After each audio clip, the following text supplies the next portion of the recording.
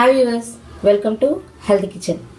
Healthy కిచెన్లో ఈరోజు recipe టమాటా చట్నీ ఎలా చేసుకోవాలో చూద్దాం. టమాటాలని పండు మిరపలతో ఎలా పచ్చడి చేసుకోవాలో చూద్దాం. దానికోసం ముందుగా కావాల్సిన పదార్థాలు ఏంటంటే టమాటాలు, పచ్చిమిర్చి, ఎర్రని పచ్చిమిర్చి, కరివేపాకు,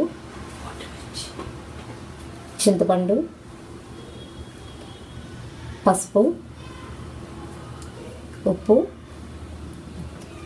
జీలకర్ర, వెల్లుల్లిపాయ, పోపు దినుసులు. కావాల్సిన పదార్థాలు ఏంటో చూసారు కదా. వీటిని రెడీగా ఉంచుకొని ఇప్పుడు పండు మిరపలు టమాటా పచ్చడి ఎలా చేసుకోవాలో తయారు చేసే విధానం చూద్దాం. తయారు చేసే విధానం ముందుగా మనం ప్యాన్ పెట్టుకొని ప్యాన్లో ఆయిల్ వేసుకున్న తర్వాత మనం రెడీ చేసుకున్నటువంటి పండు మిరపల్ని ఇలా ఫ్రై చేసుకోవాలి. దోరగా మరీ మాడిపోకుండా ఫ్రై చేసుకోవాలి.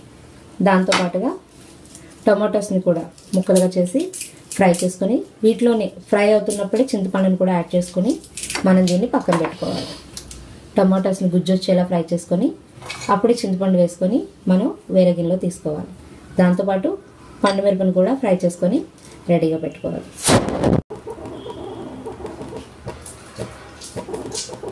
మనం ముందుగా టమాటో ముక్కల్ని, పచ్చిమిరపకాయల్ని ఫ్రై చేసుకున్నాం కదా చింతపండుతో పాటు, వాటిని మిక్సీలోకి తీసుకొని అందులోనే కాస్త జీలకర్ర, వెల్లుల్లి రెబ్బలు, కరివేపాకు, కొంచెం పసుపు, ఉప్పు వేసి మనం వీటన్నిటిని కూడా ఇలా ముద్దలో మిక్స్ చేసుకున్నాం అనమాట. మొత్తం చింతపండు అవి సరిపడేలాగా ఇలా చట్నీలా చేసుకున్నాం దీన్ని. ఇది టమాటాలు, పండు మిరపకాయల పచ్చడి. దీన్ని మనం మిక్సీలో చేసుకున్నాం కానీ ఒకవేళ రోట్లో చేసుకున్నట్లయితే ఇంకా చాలా టేస్టీగా ఉంటుందన్నమాట. రోటి పచ్చడి చాలా బాగుంటాయి కాబట్టి ఇది రోట్లో అయితే ఇంకా ఎక్కువ టేస్ట్ యాడ్ అవుతుంది. ఇప్పుడు దీన్ని మనం పోపుని తయారు చేసుకోవాలి. దానికోసం ముందుగా మనం స్టవ్ ఆన్ చేసి పాన్ పెట్టుకొని ఇప్పుడు ఒక్కొక్కటి కూడా ఇంగ్రీడియంట్స్ మనం పోపులకి ఏమైతే ఉన్నాయో ఒక్కొక్కటిగా వేయించుకుంటూ ఉండాలి.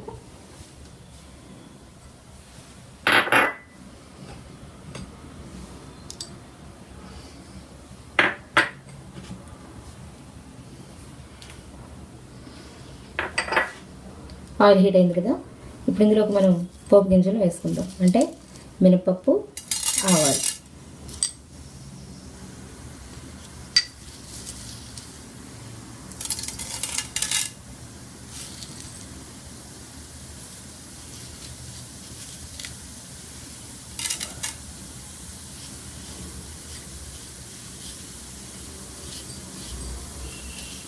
దాంతోపాటు కొంచెం మినపప్పు ఎక్కువగా యాడ్ చేసుకోవాలనుకుంటే ఎక్కువగా యాడ్ చేసుకోవచ్చు, లేదంటే కొద్ది మొత్తంలో వేసుకోవచ్చు. దీంతో పాటుగా కొంచెం జీలకర్ర కూడా మనం యాడ్ చేసుకోవాలి.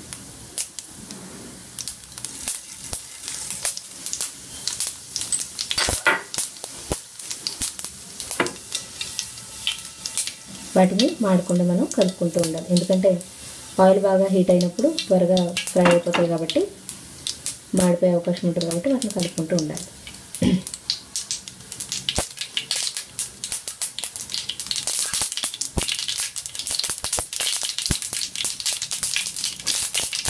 ఇప్పుడు ఇందులో కొంచెం కొత్తిమీర, కొంచెం కరివేపాకు,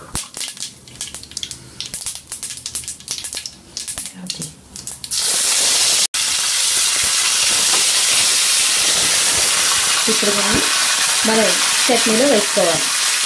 ముందుగా మనం చట్నీ మిక్సీలో వేసుకుని ఒక బాక్స్లో తీసుకున్నాం కదా, దాంట్లోకి పోపునంతటిని కూడా వేసుకోవాలి. పచ్చడికి బాగా టేస్ట్ని ఇచ్చేది పోపే కాబట్టి దాన్ని జాగ్రత్తగా మాడకుండా మనం ఫ్రై చేసుకొని అందులో మనం చట్నీలోకి వేసుకోవాలి.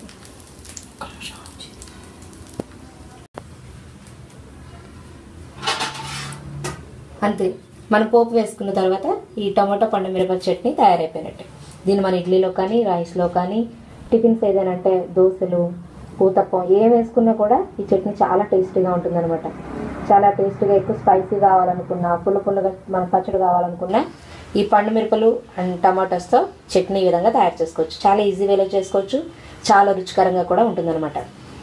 So thank you for watching this video and please subscribe our channel.